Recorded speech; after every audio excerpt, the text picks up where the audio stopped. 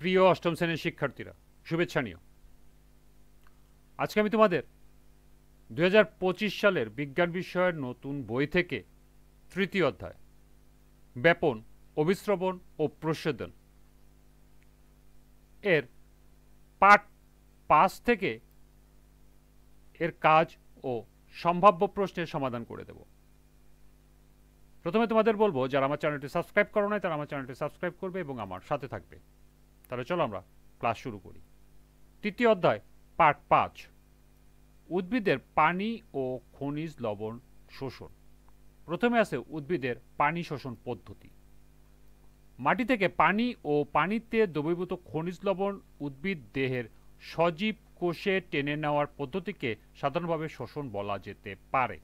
স্থলে বসবাসকারী উদ্ভিদগুলো মূলরোমের সাহায্যে মাটি থেকে পানি শোষণ করে। পানিতে নিমজ্জিত উদ্ভিদ সারা দেহ দিয়ে পানি শোষণ করে।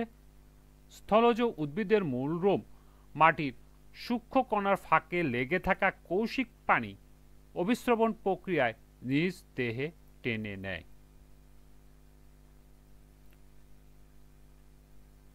মূলরোমের প্রাচীরটি ভেদ্য, তাই প্রথমে ইমবাইবেশন প্রক্রিয়ায় পানি শোষণ করে এবং কোষ প্রাচীরের নিচে অবস্থিত অর্ধবেদ্য পর্দার সংস্পর্শে আসে। এই ইমবাইবেশন পদ্ধতিটা কি, এটা নিচে দেওয়া আছে। মূলরোমের কোষীয় দ্রবণের ঘনত্বের তুলনায় তার পরিবেশের দ্রবণের ঘনত্ব কম থাকায় পানি কোষের মধ্যে অন্ত অভিস্রবণ প্রক্রিয়ায় প্রবেশ করে। মূলের বাইরে আবরণ থেকে কেন্দ্র হতে সব কোষের কোষরসের ঘনত্ব সমান হয়, ফলে কোষান্তর অভিস্রবণের কারণে মূলের এক কোষ থেকে অন্য কোষে পানির গতি অব্যাহত থাকে এবং পরিশেষে পানি কাণ্ডের জাইলেম বাহিকার মাধ্যমে পাতায় পৌঁছায়। এখান থেকে তোমাদেরকে একটি সম্ভাব্য প্রশ্ন হতে পারে, সেটা হলো উদ্ভিদ কিভাবে পানি পাতায় পৌঁছায়।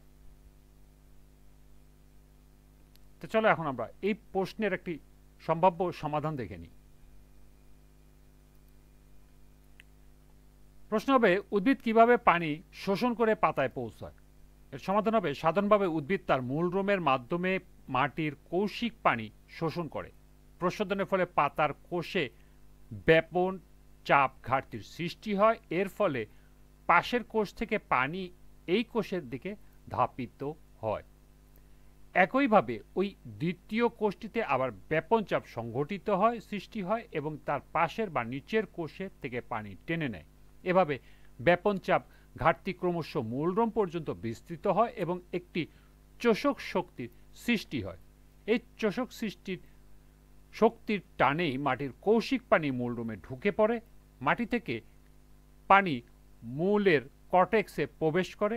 এই কাজটিকে কোষ থেকে কোষান্তরে অভিস্রবণ পদ্ধতি বলে।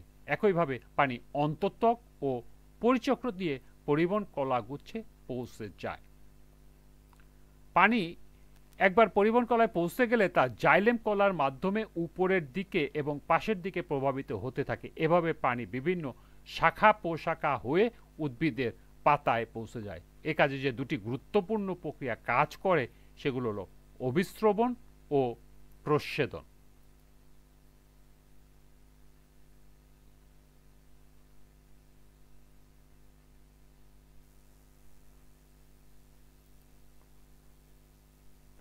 এরপর আছে ইমবাইবেশন। অধিকাংশ কলয়েডধর্মী পদার্থই পানিগ্রাহী। উদ্ভিদ দেহে বিভিন্ন ধরনের কলয়েডধর্মী পদার্থ বিদ্যমান, যথা স্টার্চ, সেলুলোজ, জিলেটিন ইত্যাদি। এইসব পদার্থ তাদের কলয়েডধর্মী গুণের জন্য পানি শোষণ করতে সক্ষম। কলয়েডধর্মী পদার্থ উদ্ভিদের ক্ষেত্রে কোষপ্রাচীর যেমন, যে প্রক্রিয়ায় নানা ধরনের তরল পদার্থ শোষণ করে তাকে বলা হয় ইমবাইবেশন, আর শোষণকারী পদার্থটিকে বলা হয় হাইড্রোফিলিক পদার্থ।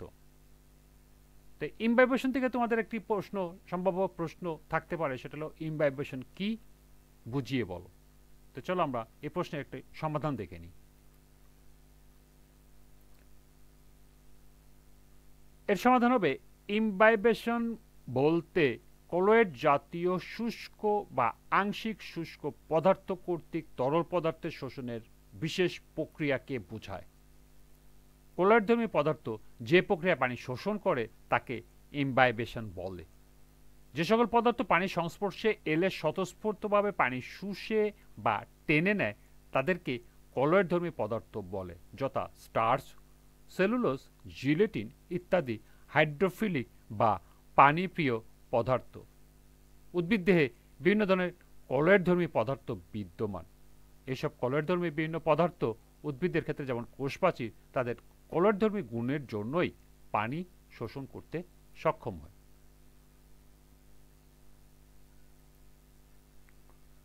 এরপর আছে উদ্ভিদের খনিজ লবণ শোষণ পদ্ধতি। উদ্ভিদের স্বাভাবিক বৃদ্ধির জন্য কতগুলো খনিজ লবণ প্রয়োজন হয়।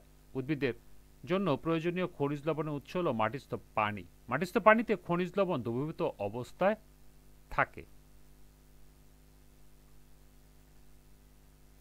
খনিজ লবণগুলো মাটিস্থ পানিতে দ্রবীভূত থাকলেও পানি শোষণের সঙ্গে সঙ্গে উদ্ভিদ লবণ শোষণের জন্য কোনো সম্পর্ক নেই। এ দুটি প্রক্রিয়ায় ভিন্ন ধর্মী। উদ্ভিদ কখনো লবণের সম্পূর্ণ অণুকে শোষণ করতে পারে না। লবণগুলো কেবল আয়ন হিসাবে শোষিত হয়। উদ্ভিদ মাটির রস থেকে খনিজ লবণ দুইভাবে সম্পন্ন করে, একটি হলো নিষ্ক্রিয় শোষণ, আরেকটি হলো সক্রিয় শোষণ। তাহলে এখান থেকে তোমাদেরকে পড়তে হবে উদ্ভিদ কিভাবে মাটি থেকে খনিজ লবণ শোষণ করে। তো চলো এখন আমরা এর সম্ভাব্য সমাধান দেখে নিই। প্রশ্ন, উদ্ভিদের খনিজ লবণ শোষণ পদ্ধতি সংক্ষেপে লিখো। এর সমাধান হবে উদ্ভিদের স্বাভাবিক বৃদ্ধির জন্য কতগুলো খনিজ লবণের প্রয়োজন হয়। অধিকাংশ উদ্ভিদ পানির সাথে কিছু পরিমাণ খনিজ লবণ শোষণ করে। কিছু লবণ মূলন দিয়ে শোষিত হলেও মূলত মূলের অগ্রভাগের কোষ বিভাজন অঞ্চলেই শোষণ অঞ্চল হিসেবে কাজ করে। উদ্ভিদ কখনো লবণের সম্পূর্ণ অণুকে শোষণ করতে পারে না। লবণগুলো কেবল আয়ন হিসাবে শোষিত হয়। শোষণ প্রধানত দুই উপায়ে হয়ে থাকে, একটি হলো নিষ্ক্রিয় শোষণ এবং অপরটি হলো সক্রিয় শোষণ। নিষ্ক্রিয় শোষণ, উদ্ভিদ এই প্রক্রিয়ায় মূলরোমের ইমবাইবেশন ও অভিস্রবণ প্রক্রিয়ায় লবণ শোষণ করে, কোনো বিপাকীয় শক্তির প্রয়োজন হয় না। সক্রিয় শোষণ মূলত হয় ব্যাপনের মাধ্যমে। মূলরোমের বাইরের আয়নের ঘনত্ব বেশি এবং ভিতরে কম হয় ব্যাপন ঘটে এবং আয়ন মূলরোমের ভিতর ঢুকে যায়। দ্বিতীয়টি হলো সক্রিয় শোষণ। উদ্ভিদের এই প্রক্রিয়ায় খনিজ লবণ পরিবহনের জন্য কোষে উৎপন্ন বিপাকীয় শক্তির প্রয়োজন হয়। লুন্ডেগার্ডের মতবাদ অনুসারে উদ্ভিদের কোষঝিল্লির মাধ্যমে সক্রিয় শোষণ পদ্ধতিতে খনিজ লবণ শোষিত হয়ে থাকে। এই ছিল এই প্রশ্নের সমাধান। এরপরে প্রচ্ছেদন। আজকের ক্লাসটি এ পর্যন্তই।